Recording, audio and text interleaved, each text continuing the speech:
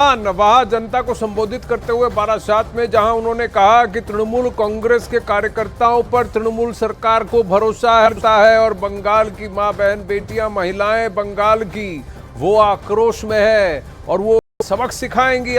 PM ने अपने भाषण में संदेश खाली का जिक्र तो कर दिया, उन्होंने ये भी कहा कि ममता सरकार गुनहगार को बचा रही है। पीएम ने बिना नाम लिए शाहजहां शेख का मुद्दा भी उठा दिया।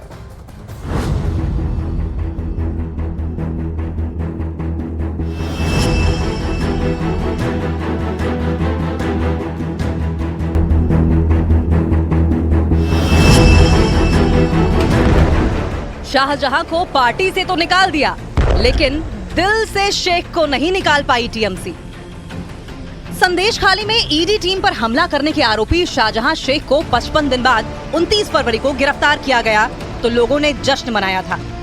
उम्मीद थी कि अब हर गुनाहों का हिसाब होगा और इस उम्मीद को तब और बल मिला जब तृणमूल कांग्रेस ने आरोपी को पार्टी से बेदखल कर दिया। हाईकोर्ट ने भी पहले जमानत अर्जी खारिज करके उम्मीदों को बढ़ाया और फिर मामला सीबीआई को सौंपने का आदेश देकर उम्मीदों को और पंख लगा दिए।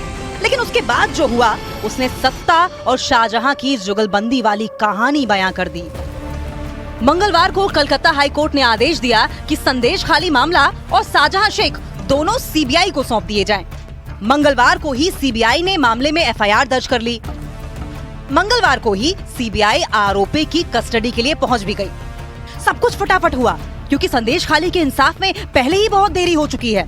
लेकिन उसके बाद जो हुआ उसे देखकर कोई भी समझ सकता है कि ये देरी किसी मजबूरी में नहीं बल्कि जानबूझकर जरूरी बनाई गई है।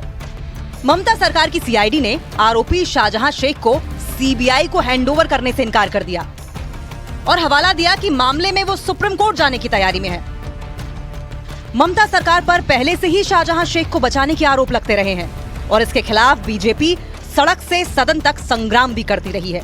और अब फिर बीजेपी हमलावर है और सिर्फ बीजेपी ही क्यों, एक गुनहगार को सत्ता से मिल रहे खुले संरक्षण के खिलाफ कांग्रेस ने भी मौन तोड़ा है।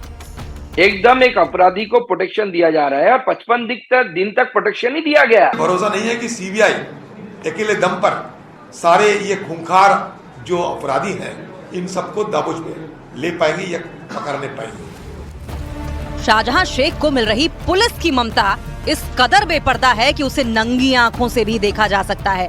शाहजहां को सजा दिलाने के लिए एक तरफ महिलाएं सड़क पर हैं, तो वहीं दूसरी तरफ महिला आयोग राष्ट्रपति के दर तक पहुंच चुका है। साथ ही ईडी भी शाहजहां की कमर तोड़ने में जुट गई है और उसके आर्थिक साम्राज्य की दीवारों से एक एक ईंट चुनकर बाहर निकाली जा रही है। सब कुछ साफ है, लेकिन टीएमसी अब भी उसी पुराने राग पर है। ये जो स्टेट का ये है जो पुलिस का काम है तो स्टेट का देखने का है। वो लोग क्यों अभी रूट मार्च कर रहा है? इलेक्शन डिक्लेयर होगा तब वो लोग रूट मार्च करेगा, यही तो तरीका है। मामला शीशे की तरह साफ है और उम्मीद है कि हाईकोर्ट के बाद अब सुप्रीम कोर्ट से भी शाहजहां शेख को झटका मिलेगा। लेकिन अफसोस सिर्फ ये है कि एक अपराधी को जब झटका मिले और लोग ये कहें कि फलाना सरकार को झटका मिला है, तो ये न सिर्फ उस सरकार को बल्कि उसके साथ खड़े हर शख्स को शर्मसार करता है और लोकतंत्र को तो करता ही है।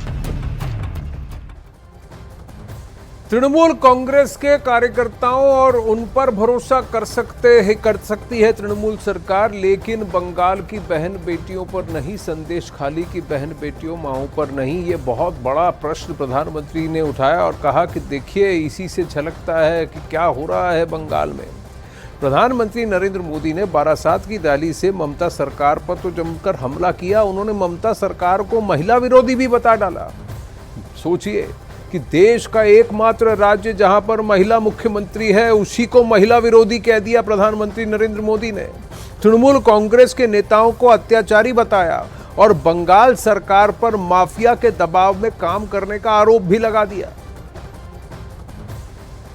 मैं देख रहा हूं कि टीएमसी के माफिया राज को ध्वस्त करने के लिए बंगाल की नारी शक्ति निकल चुकी है।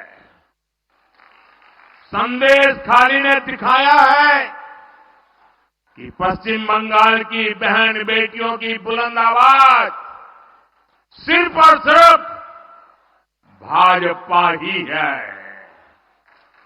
साथियों, तुष्टीकरण और तोलाबाजों के दबाव में काम करने वाली टीएमसी सरकार कभी भी बहन बेटियों को सुरक्षा नहीं दे सकती।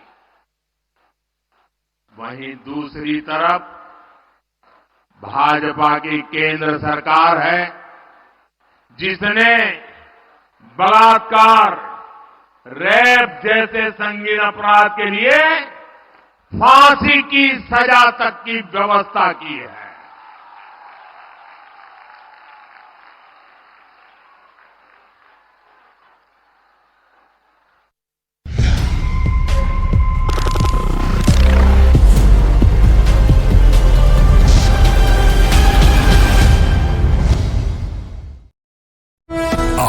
और पश्चिम बंगाल बीजेपी अध्यक्ष सुकांतो मजूमदार ने ममता सरकार पर शाहजहां शेख को बचाने का बड़ा आरोप लगा दिया। साथ ही साथ अभिषेक बनर्जी के शाहजहां शेख के साथ आर्थिक तार, यानी किस तरह से आर्थिक तार जुड़े हुए हैं, उसको लेकर भी उन्होंने बात कही है।